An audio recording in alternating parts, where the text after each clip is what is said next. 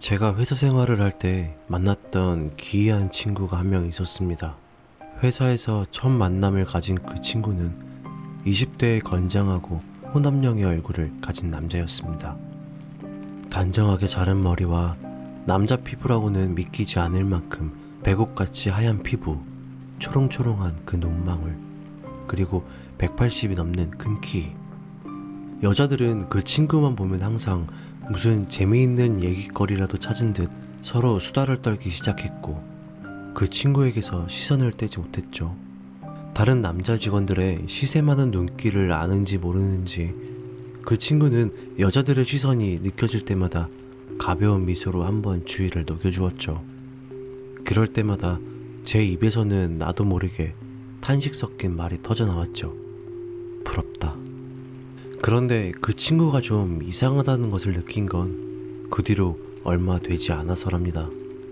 말수가 지나칠 정도로 적은 그 친구 기껏 꺼내는 얘기는 네 알겠습니다 정도였죠.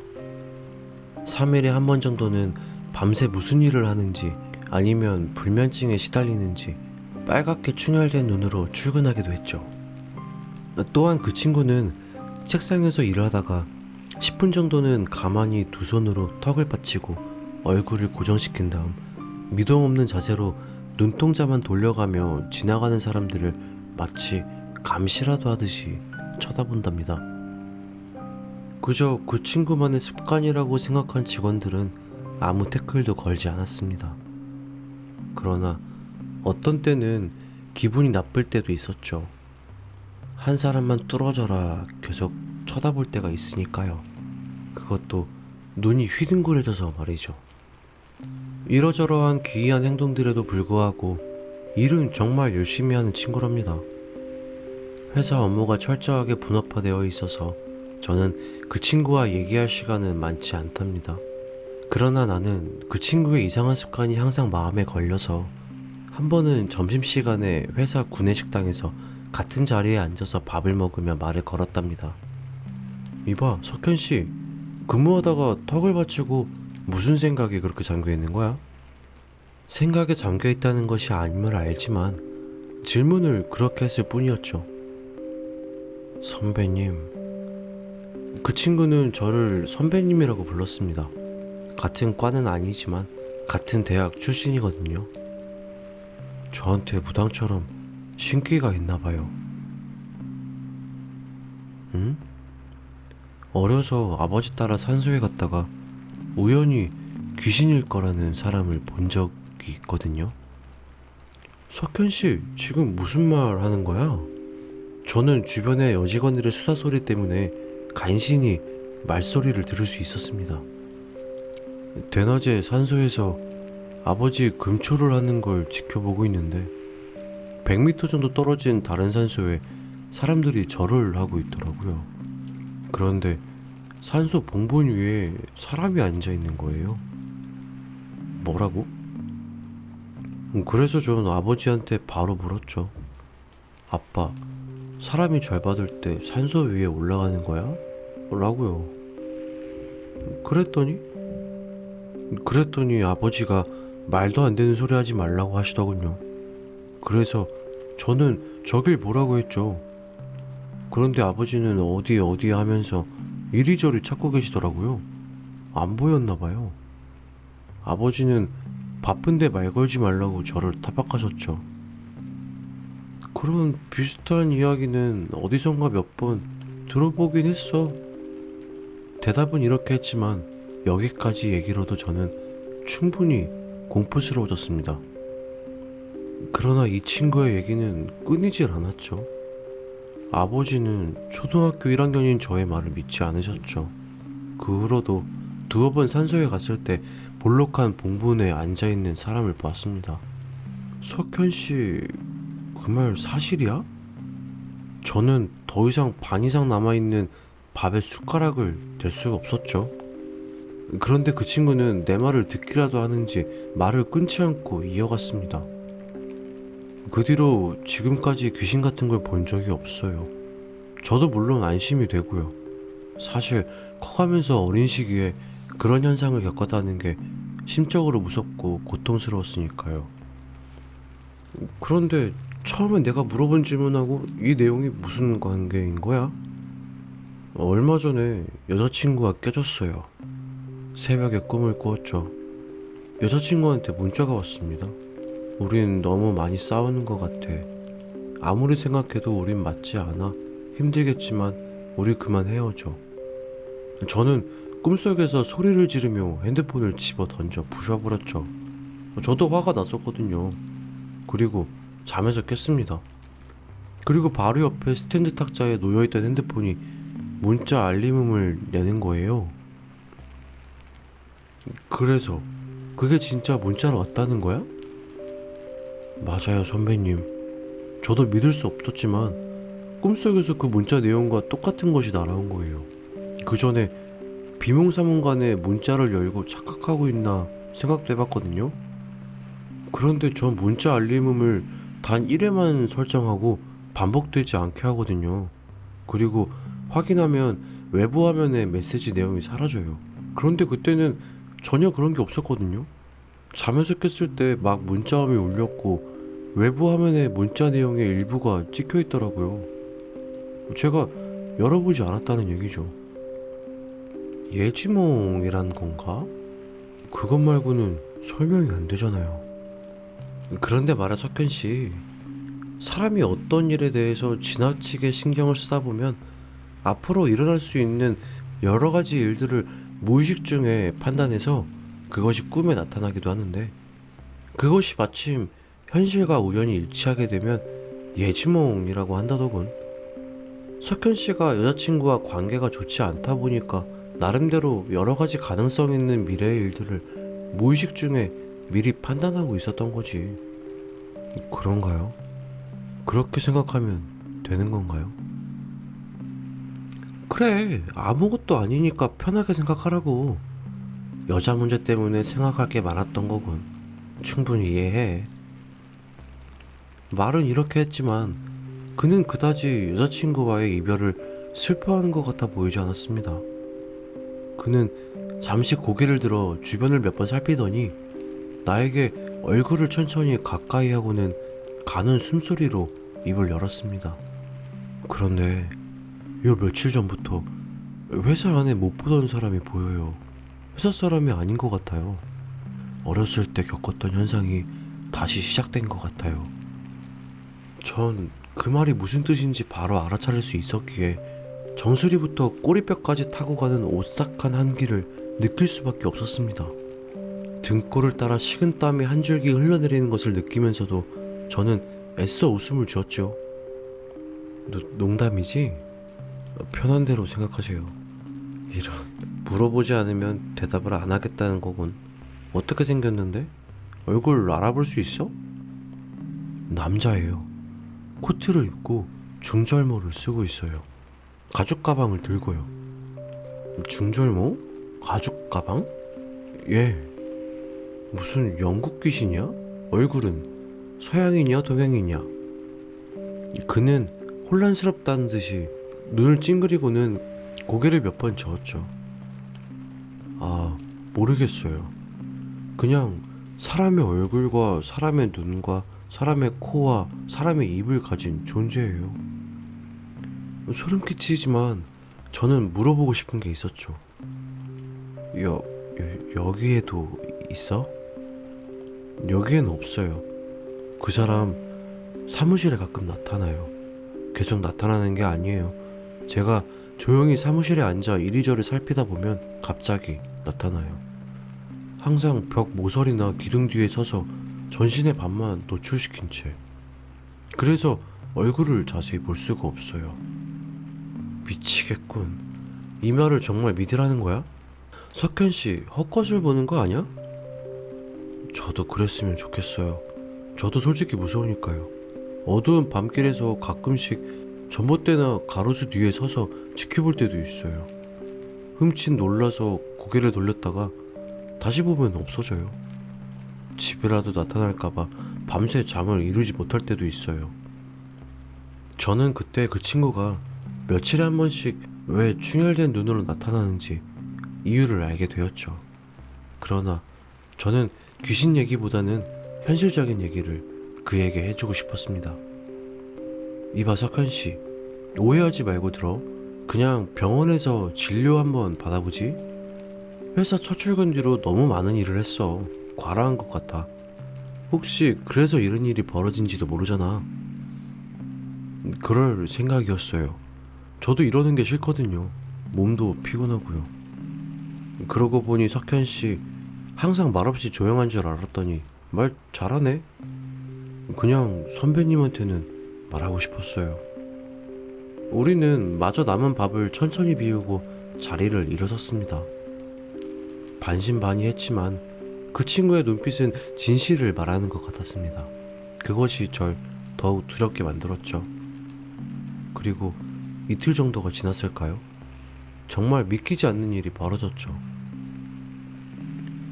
그 친구가 갑자기 커피 한잔 하자며 사무실 복도 자판기로 불러내는 거예요. 선배님, 이상해요.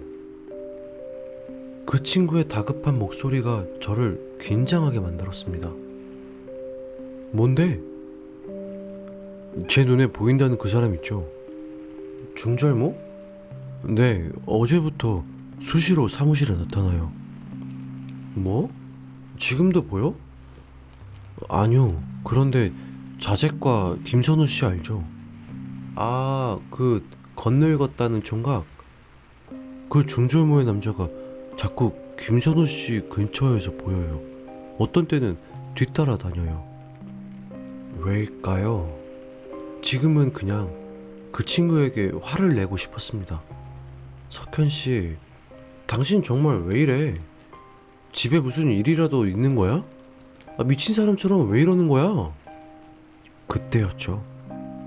사무실 복도 양끝에는 휴게실 겸 자판기가 있고 중간쯤에 화장실이 있습니다. 자판기 앞에서 저는 창밖 쪽을 향하고 있었고 그 친구는 화장실 쪽을 향하고 있었죠.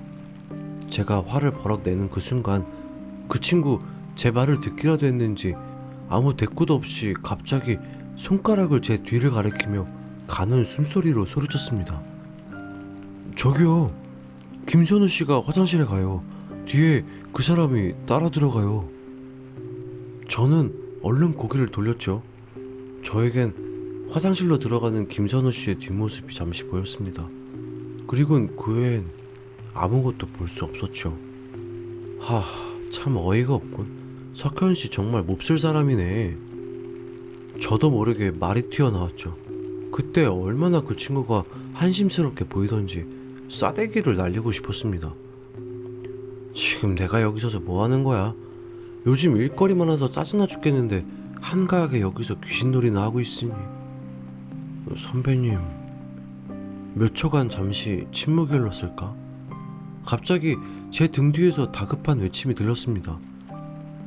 119 불러! 119 불러!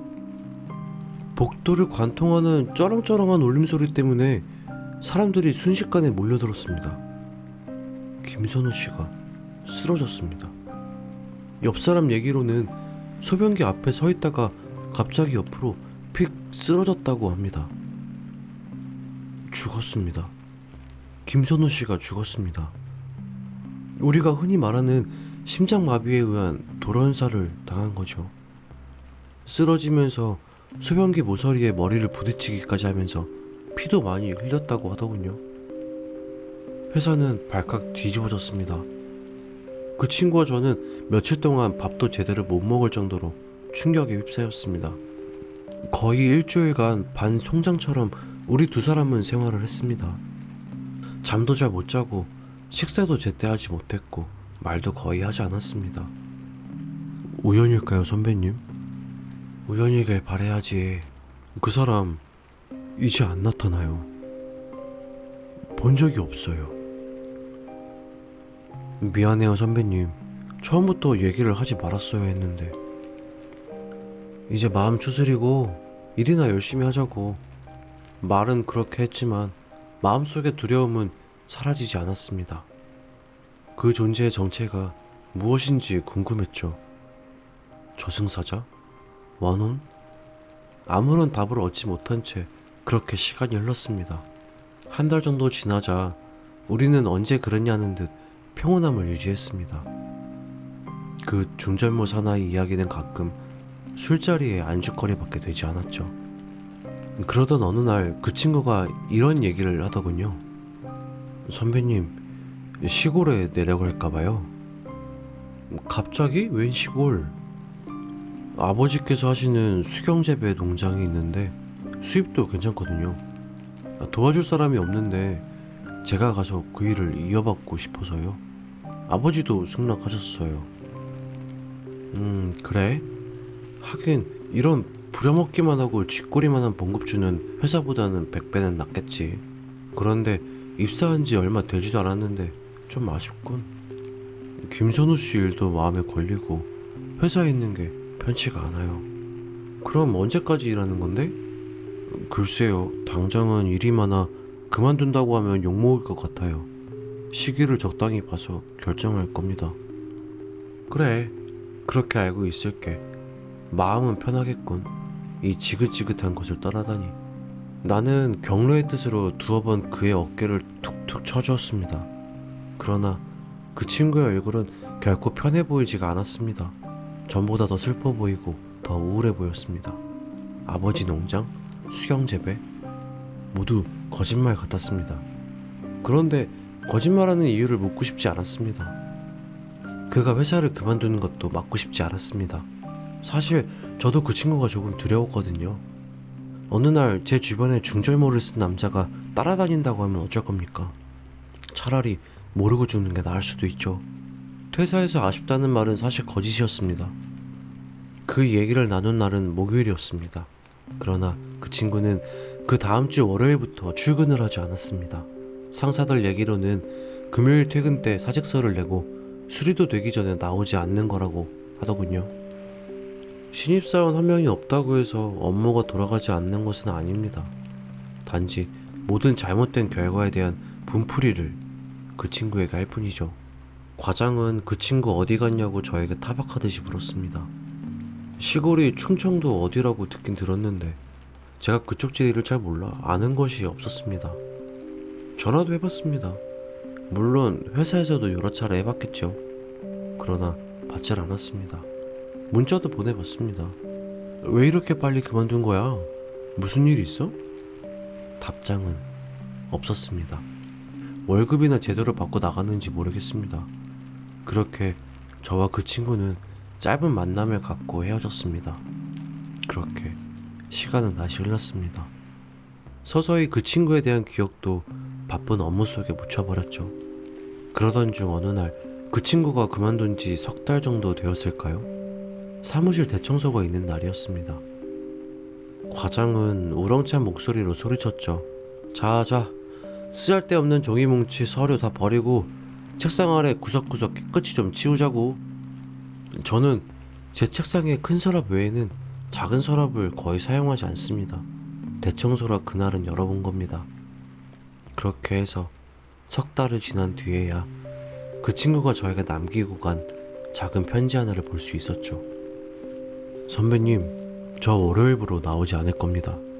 선배님께 정말 죄송하다는 얘기밖에 못하겠습니다. 여기 있으면 안 될 것 같아서 그만둡니다. 그 사람이 다시 보여요. 아주 가끔요. 그리고 근래 집에 갈 때마다 누가 저를 미행하고 있다는 기분이 들어요. 뒤돌아보면 아무도 없고요. 그 사람인 것 같아요. 저를 따라다니나 봐요. 이제 제 차례인가요? 하루빨리 시골로 내려가고 싶습니다.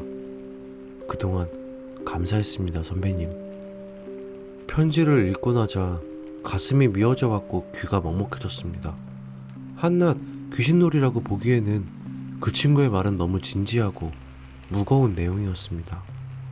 힘이 닿는 데까지 몇 번을 수소문하며 그를 찾으려 노력했지만 수포로 돌아갔습니다. 그를 찾는다고 해서 제가 해줄 것은 없었지만 전 그 친구에게 아무 일이 없기를 바랄 뿐입니다. 모든 것이 우연이었기를 바라며.